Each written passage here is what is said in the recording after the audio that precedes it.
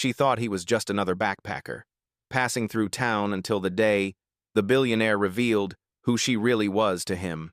She thought he was just a backpacker until the millionaire revealed who she really was to him.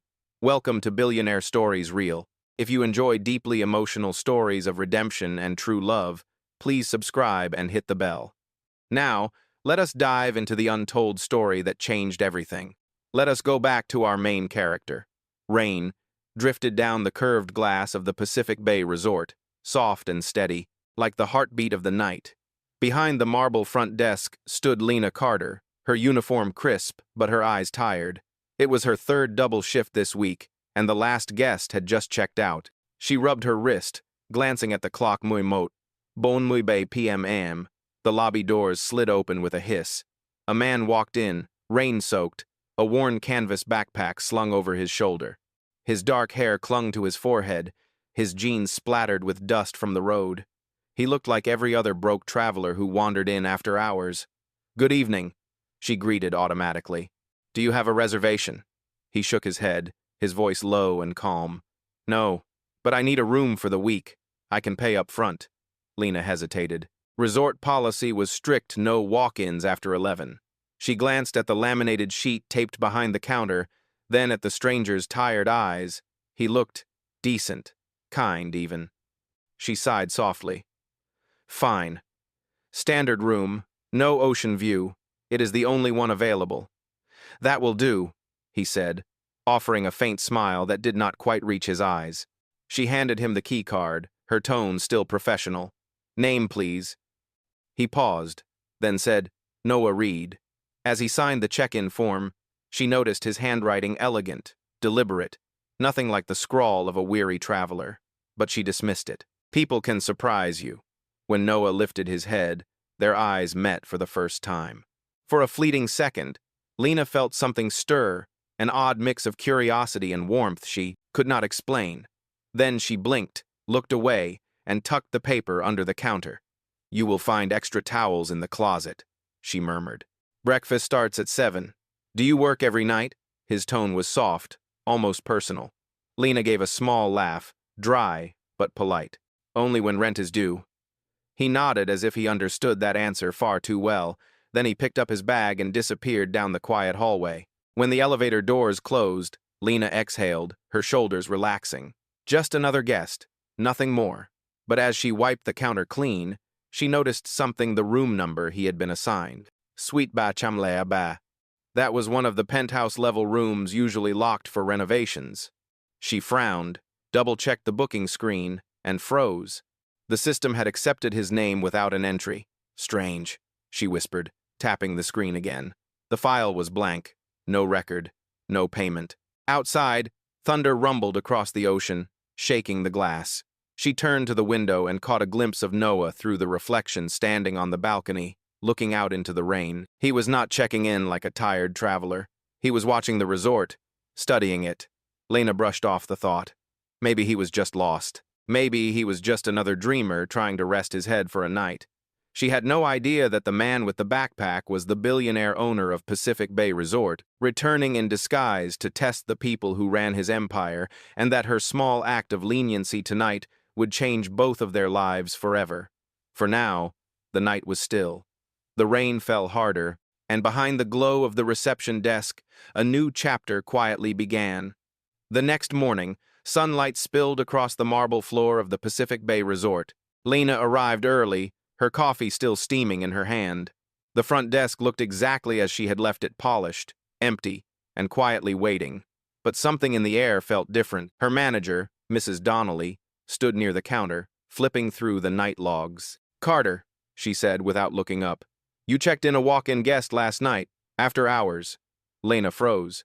"Yes, ma'am. He paid for a week up front." "Paid?"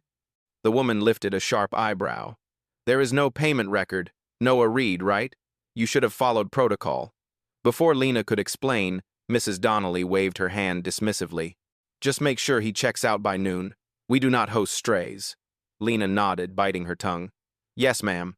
She waited until the manager disappeared down the hall, then checked the system again. Still blank. No record, no charge, not even a room rate. The system showed Suite Ba Chemler Ba as under inspection. Yet the key card had been activated by the night shift by her. A faint unease tugged at her chest. Who was this man? Later that afternoon, she walked past the Ocean View corridor and glanced toward the suite. The door stood slightly ajar. Against her better judgment, she knocked softly. "Noah," she called. His voice drifted out, calm but firm. "Come in." Lena stepped inside. The room glowed with afternoon light. Noah sat at the small dining table, typing on a sleek laptop that looked far too expensive for someone living out of a backpack. She cleared her throat. "I just came to check if everything is working properly." He looked up, smiling. "Everything is perfect. You run a very fine place here." His tone was polite, but his eyes steady. Evaluating made her uneasy. "You are not from around here, are you?" he asked. "No," she said quickly. "Just trying to keep this job." He leaned back in his chair. "And what would you do if you did not have to worry about keeping it?" She frowned slightly. "That is not really a choice I get to make." For a long moment, he said nothing. Then he closed his laptop and stood. "You remind me of someone who used to work. For me." She believed loyalty was a full-time job. Lena forced a smile. "Sounds like she was smart. She was brave," he corrected softly. "That is rarer." The silence between them stretched thin. She glanced around the room. Everything spotless. Not a sign of luggage anywhere except that same worn backpack on the bed. Before leaving, she said, "If you need anything, the front desk is open 24 hours. "I will remember that," he said. That night, as the lobby clock struck 11, a delivery van pulled up outside the resort. Two men wheeled in crates labeled, "Management Office, Confidential." Mrs. Donnelly hurried out to meet them. Lena overheard fragments of conversation. New ownership, corporate transition, guest evaluations. When she returned to her desk, she noticed something on the counter, a folded note. Her name was written on the front in the same elegant handwriting she had seen on the check-in form. Inside was a single line. "Tomorrow, Murier, M. Rooftop Garden. Bring your honesty." Her pulse quickened. She looked around, half expecting to see him watching, but the lobby was empty. Only the faint hum of the ocean filled the silence. The next morning, she found herself climbing the narrow stairs to the rooftop. The sky was pale blue, the horizon stretching endlessly. Noah stood by the railing, wind tousling his hair, wearing a tailored shirt that looked nothing like the clothes from before. Lena stopped, stunned. "You look different." He turned, smiling gently. "That is because I am not hiding anymore." Her throat tightened. "Who are you, really?" "The one who built this resort," he said simply.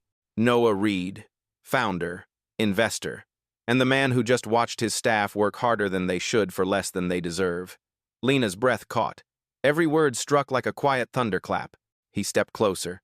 "Last night, I read every employee file, every schedule, every wage. Slip. Do you know whose name appeared more than anyone else?" She shook her head slowly. "Yours." She could barely speak. "I was just doing my job." He smiled, softer this time. "No, Lena. You kept this place running when others stopped caring, and that deserves more than a paycheck." She felt her eyes sting. "What do you want from me?"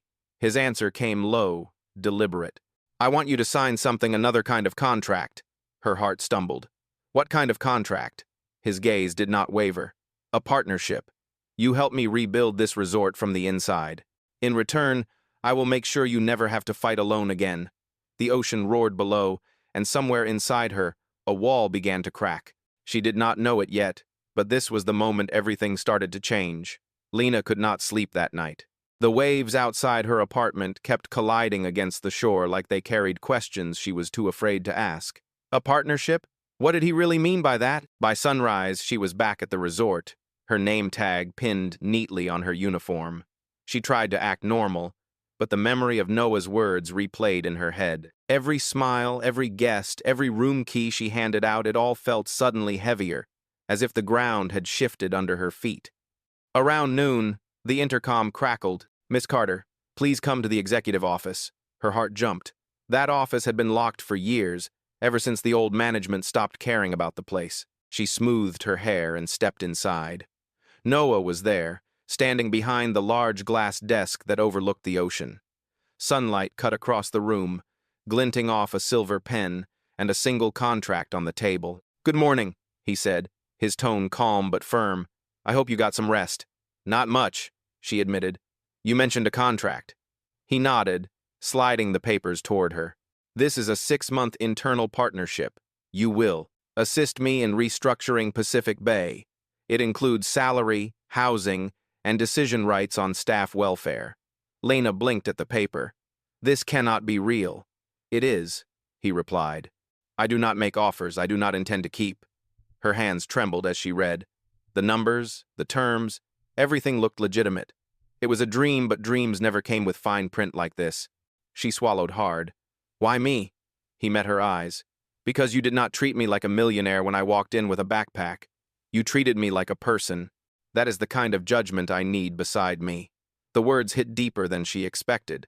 Still, part of her hesitated. "And if I say no?" Noah smiled faintly. "Then you go back to the front desk, and I will still thank you for reminding me what integrity looks like." Lena stared at the blank line, waiting for her signature. After a long pause, she picked up the pen. The scratch of ink on paper sounded louder than the waves outside. "Welcome aboard," he said softly. Days turned into weeks, and the resort began to transform. Lena's role was no longer just to greet guests, but to redesign the experience from within. She worked alongside Noah every day, from morning meetings to midnight calls. He asked for her opinions, trusted her instincts, and even laughed at her dry jokes. The staff noticed the change too. For the first time in years, repairs were approved, wages increased, and schedules became humane. People whispered that the mysterious new manager had a connection with the boss, but no one dared to say it aloud. One evening, after a long day of reviewing renovation plans, Lena stepped out onto the terrace with Noah. The air smelled of salt and jasmine. The sun was dipping low, painting the sky in bands of orange and violet. "You have done more in 3 weeks than some directors did in 3 years, Noah said, leaning against the railing. "I just want this place to feel alive." "Again," she said quietly. He looked at her, his expression unreadable. "You already make it feel that way." Her breath caught, but she quickly looked away. "You should not say things like that." "Why not?" he asked gently. "Because this is a job," she said. "A contract, nothing more." Noah smiled, almost to himself. "Contracts can change." The sound of the ocean filled the silence between them. For a moment, the professional lines they had drawn seemed to blur under the fading light. Then, a voice called from inside, breaking the spell. "Mr. Reed, the investors are waiting on line 2. He straightened, nodding once. "Duty calls." As he walked back inside, Lena stayed by the railing, the wind teasing her hair. She pressed her hand against her chest, trying to steady her heartbeat. Something was happening, something neither of them had planned for. The partnership that began on paper was slowly becoming something that could not be signed or broken, but she knew life had a way of testing people right when they started to believe again. And deep down, Lena felt that the real test was coming soon. 2 months passed, and Pacific Bay Resort no longer felt like the same place. The fountain that had once been silent now sparkled with fresh water. The garden bloomed again, filled with guests taking photos under the morning sun. Lena walked through the lobby each day with a clipboard in hand, her name now printed on a badge that read, Operations Consultant. She still wore her simple uniform, but something in her stride had changed. Noah noticed it too. From his office balcony, he often watched her direct the staff with calm authority. She did not bark orders or demand respect, she earned it. Every decision she made seemed to breathe life back into the building. One afternoon, he invited her into the main conference room. On the table sat blueprints for a new project. "This," he said, spreading them open, "is our future. I want Pacific Bay to expand into a coastal restoration program. Luxury meets sustainability." Lena looked over the plans, impressed. "You want to rebuild the old docks?" He nodded. "And I want you to manage it. You know the people, and they trust you." Her heart skipped. "That is a big responsibility. You have handled bigger," he said simply. Their eyes met, and the moment stretched. It felt natural, dangerous, and inevitable all at once. Lena quickly looked away, her cheeks warm. "I will do my best," she said. Later that week, a charity gala was announced. It was the first major event under the resort's new leadership. Noah insisted that Lena attend not as staff, but as his guest. When she arrived that evening, the ballroom glittered with crystal lights. The sound of laughter and champagne glasses filled the air. Lena stood near the entrance, wearing a simple dark blue gown borrowed from the resort boutique. She had never looked more radiant. Noah approached from across the room, dressed in a tailored black suit. For a moment, the crowd blurred behind him. "You clean up better than the entire resort," he said, smiling. She laughed softly. "You are not supposed to say that to your employee." "Then it is a good thing you are my partner," he replied. Before she could respond, the master of ceremonies called for attention. "Ladies and gentlemen, please welcome our host for the evening, Mr. Noah Reed, CEO of Pacific Bay Holdings." Lena froze. CEO. The word echoed in her chest. Until now, she had known him as the owner, but hearing it spoken aloud in front of 100 guests made it real. He was not just the man who shared late-night coffee breaks with her. He was the face of an empire. He gave his speech effortlessly, confident and composed. When he thanked the operations team, he looked directly at her. The crowd followed his gaze, whispering. Cameras flashed. Afterward, people approached her with polite smiles and curious questions. "You are the new consultant, right? I heard you are very close to Mr. Reed. How long have you two been working together?" Lena tried to answer gracefully, but each word felt heavier than the last. She slipped away to the balcony, breathing in the night air.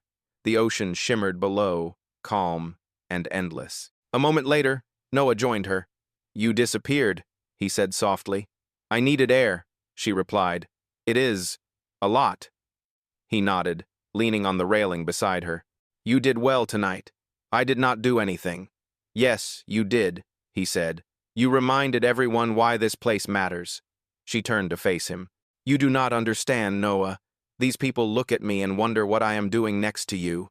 They think I do not belong here." His expression softened. "You belong wherever you choose to stand." For a long second, neither of them moved. Then the sound of laughter drifted out from the ballroom, and reality returned. Inside, the press had begun circling the event, and one of the reporters had caught sight of them through the glass. The flash of a camera cut through the dark, freezing their silhouettes against the sea. The next morning, the headline spread across local business sites. "Mystery woman beside billionaire CEO, romance or business." By the time Lena arrived at work, whispers had already started among the staff. Some smiled knowingly, others avoided her eyes. Mrs. Donnelly cornered her at the front desk, voice sharp. "Congratulations," she said, each word dipped in sarcasm. "You climbed faster than anyone I have ever seen." Lena's face flushed. "It is not what you think." The woman smirked. "It never is." When Lena finally reached the executive floor, Noah was waiting, phone in hand. He showed her the headline. "It will blow over," he said quietly, but she could see the tension in his jaw, the worry in his eyes. "It is fine," she said. "I can handle it." He shook his head. "You should not have to." Outside, the waves crashed harder against the cliffs, as if echoing the chaos about to rise between them. Neither of them knew it yet, but the story that began with a contract was about to be tested by something far more fragile: public judgment. The following week unfolded like a storm that refused to end. The rumor about Noah and Lena spread faster than any press release the resort had ever sent. Guests whispered. Investors called. Every step Lena took through the lobby felt heavier than the marble beneath her feet. When she walked past the front desk, two junior employees stopped talking mid-sentence. One gave her a sympathetic look, the other avoided her eyes. She did not need to hear the words to know what they thought. In the executive office, Noah was pacing by the window, phone pressed to his ear. "I understand the optics," he said sharply, "but we are not canceling the expansion." He hung up and turned to her, his face tight with frustration. "The investors want to pause funding until the press dies down," he said. "They think our relationship is a liability." Lena stiffened. "Our relationship," he sighed. "They think it looks personal." Her chest tightened. "And what do you think, Noah?" He hesitated for the briefest second, then said, "I think they are wrong, but I also think they are powerful." The words stung more than she expected. For the first time since she met him, she could hear the wall between his world and hers. It was invisible but undeniable. Later that day, she found a printed copy of the article left on her desk, a red circle drawn around the headline. Beneath it, someone had scrawled in pen, "Sleeping your way to the top?" Her stomach turned. She crumpled the paper and tossed it in the trash. She wanted to scream, but instead, she straightened her blazer and walked into the staff meeting as if nothing had happened. Noah joined the meeting halfway through. When he entered, the room fell silent. He began to speak about policy updates and sustainability goals, his tone composed, but his gaze flicked toward Lena more than once.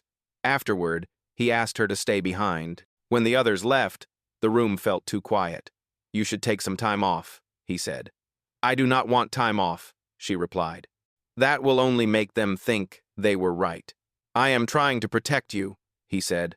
"From what?" she demanded. "From people seeing what they already believe? Or from yourself?" He stepped closer. "You think I care what they say? I care about you, Lena." The words hung in the air, too heavy and too honest.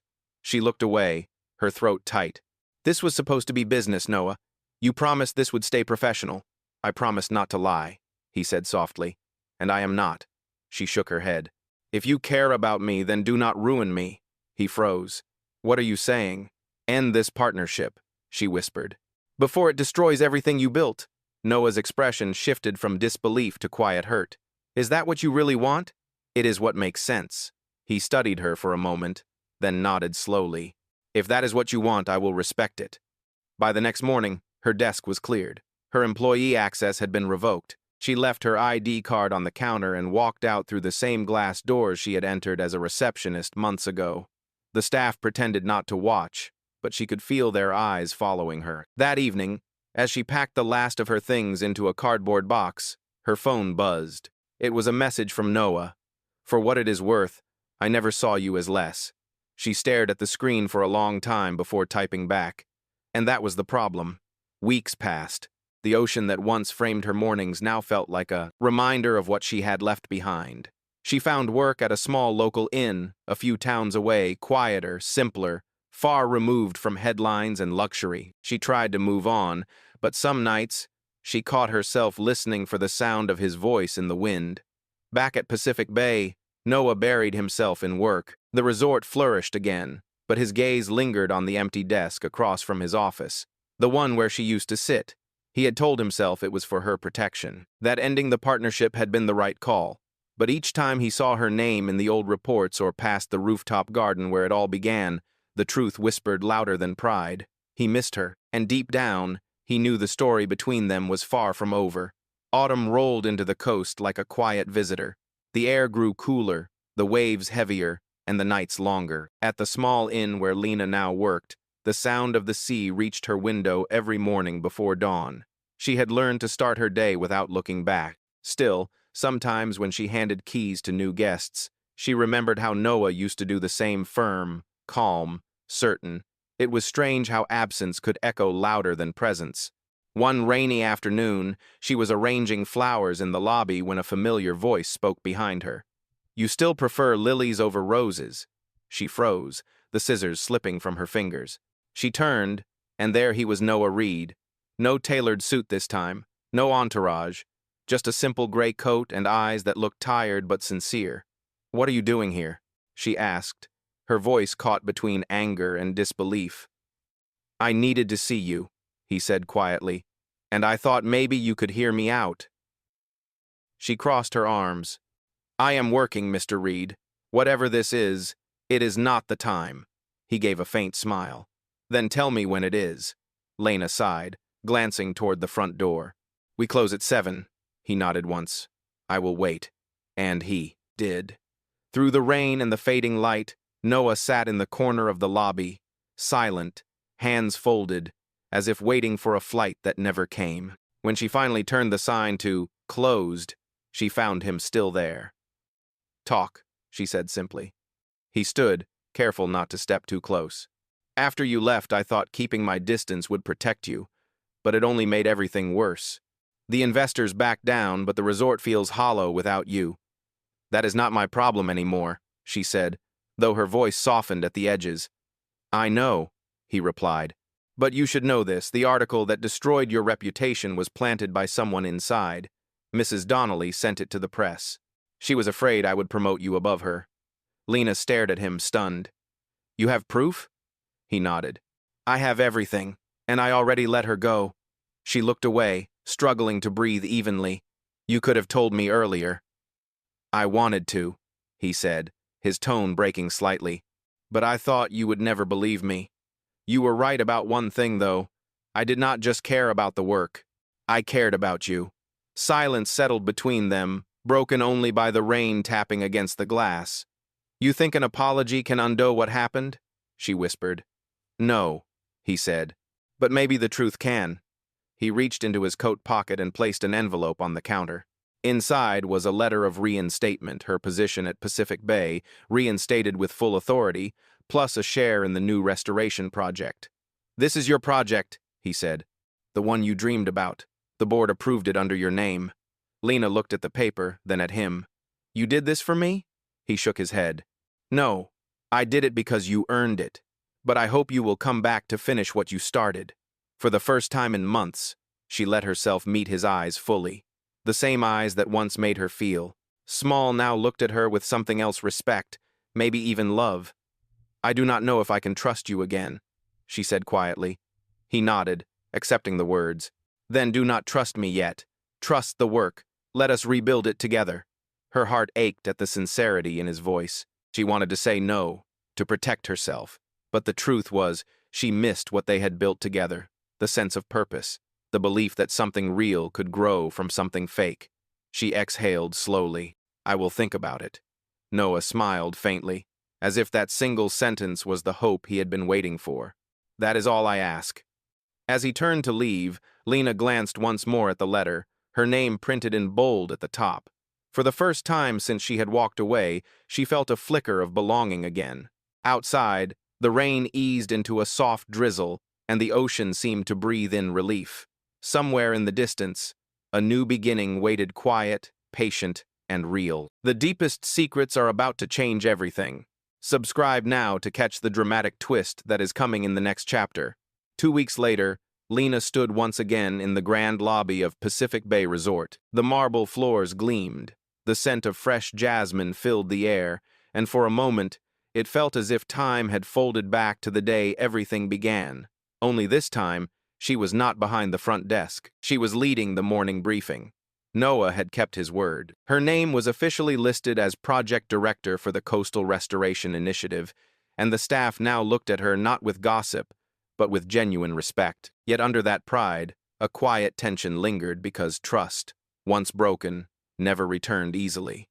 The first major challenge came sooner than expected. A tropical storm hit the coast, damaging parts of the resort's construction site. Investors panicked, fearing delays and losses. During an emergency meeting, voices clashed across the boardroom table. One senior partner slammed a file shut. This project is bleeding money. Shut it down before we drown with it. Lena spoke up, steady but firm. If we stop now, we lose everything we promised this community. We can rebuild, but only if we stay the course. The room fell silent. Noah watched her quietly, letting her take the lead. Another investor scoffed. And what qualifies you to make that call? Before Lena could respond, Noah's voice cut through the tension. She does, because she is the only one who was willing to stand here when the rest of you wanted to walk away. The weight of his words silenced the objections. The meeting ended with reluctant agreement they would continue under Lena's leadership. Later, outside the boardroom, she turned to him. You did not have to defend me. Yes, I did, he said. You earned that seat, I just reminded them. For the first time in months, she smiled, not out of gratitude, but understanding. You are learning to let someone else lead, she teased gently. He chuckled. Maybe I finally met someone worth following. They stood there in the corridor, surrounded by the soft hum of the resort returning to life.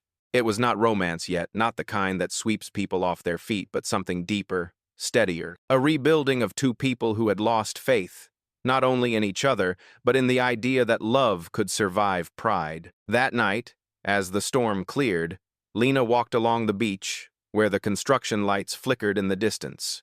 The ocean had taken its share of the sand, but it always returned something new in its place. She looked back at the resort, glowing warmly against the dark horizon. Somewhere inside, Noah was still in his office, working late as always. For the first time, Lena did not feel like she was fighting alone. She felt like she was finally home. Weeks passed, and the air at Pacific Bay grew warmer again. The storm had faded, but what it left behind was stronger than before. The restoration project was finally taking shape. Wooden pathways stretched across the newly rebuilt docks, and volunteers worked side by side with the staff. Every evening, as the sun melted into the horizon, Lena felt something shift inside her, a quiet peace she had not known in years. Noah kept his distance in public, but he was always nearby. They worked long hours together, sometimes arguing over design details, other times sharing coffee on the terrace, without saying much at all. It was in those silences that trust began to return, slow but steady, like the tide creeping back to shore. One afternoon, as Lena was reviewing plans by the garden fountain, she noticed Noah approaching. He carried a small box in his hand. "A gift," he said simply. She hesitated before taking it. Inside was a silver compass, polished and delicate. On the back, engraved words shimmered in the light. "For when you forget which way home is." Lena traced the letters with her thumb. "Why this?" "Because you always seem to find direction when everyone else loses it," he said quietly. Her voice softened. "You make it sound easier than it is." Noah smiled faintly. "Maybe it is easier when you are not doing it alone." Their eyes met, and for the first time, there was no pretense, no contract, no job title, no performance, just two people standing in the stillness between what was and what could be. Later that evening, the resort hosted a celebration for the first phase of the restoration. Lanterns floated above the pier, casting soft light over the waves. Guests toasted, musicians played, and laughter carried through the night. During the speeches, the host called Lena's name to join Noah on stage. She froze for a second, unprepared, but Noah reached out his hand to guide her up. The crowd applauded as they stood together beneath the glowing canopy. Noah spoke first. "This project began as a vision, but it became a reality because of one person's courage." She reminded us that rebuilding is not just about wood and stone, it is about people. He turned to her, voice steady. "Lena Carter, this place stands because you refused to give up." Applause rose again, louder this time. Lena blinked back tears. For the first time, she was not invisible. After the event, she found him by the water, the music still echoing faintly behind them. "You should not have said all that," she whispered. "I meant every word," he replied. She looked out at the ocean. "I never thought I would come back here and feel proud." "You did more than come back," he said. "You made this place whole again." The night breeze caught her hair, and for a moment, she felt the world slow around them. It was not a confession, not yet, but something in the way he looked at her promised that the truth, whatever it was finally close. The morning after the celebration, the ocean was calm again, stretching endlessly beneath a pale gold sky. The restoration site was quiet, except for the soft hum of the waves brushing against the new wooden docks. Lena stood at the edge, watching the sunlight glint across the water. The silver compass Noah had given her rested in her palm, warm from her touch. She heard footsteps behind her and turned to see Noah walking toward her, jacket draped casually over one arm. There was no boardroom tension in his face today, no guarded tone. Only peace. "You are up early," she said with a small smile. "I could say the same," he replied. "Could not sleep. Too many thoughts. Good thoughts, I hope." He paused beside her, gazing out at the horizon. "Mostly about what comes next. For the resort. For you. For us." Lena looked down at the compass again. "You rebuilt everything, Noah. The resort, the people, even your name. You do not need me anymore." He turned to her, his voice quiet but certain. "That is where you are. Wrong. I do not just need you in the project. I want you in my life." Her breath caught. The simplicity of his words felt heavier than any grand gesture could. "I do not want another contract, Lena," he said. "No promises written in ink. Just one built on choice. Stay because you want to, not because you have to." The wind brushed past them, carrying the scent of salt and sunlight. Lena's heart thudded softly in her chest as she realized what he was offering. Not power, not redemption. something far more fragile, real love. She smiled faintly. I came here to survive, not to fall in love, he smiled back. Then maybe surviving led you exactly where you were meant to be. She slipped the compass into his hand. Keep it, she said. You might need it now more than I do. He looked down at it, then back at her. I already found my direction. As the tide rolled in, Noah reached for her hand. This time, there were no contracts, no secrets, just the quiet certainty that what had started as a deal had turned into something true. Behind them, the resort shimmered in the morning light, no longer a symbol of wealth, but of second chances. Staff moved through the halls laughing, the sound of renewal filling the air. The world outside still whispered its stories, but here, on this dock, two hearts finally found peace. Lena looked toward the horizon and whispered, "It feels like home now." Noah's voice came softly beside her, "Because you are finally where you belong." The camera of life pulled back, the ocean stretching wide, the resort glowing, and two figures standing hand in hand at the edge of everything they rebuilt together. Thank you for joining us for this cinematic adventure. If you want more untold stories of billionaire love and redemption, please subscribe and choose your next true heart journey on your screen now.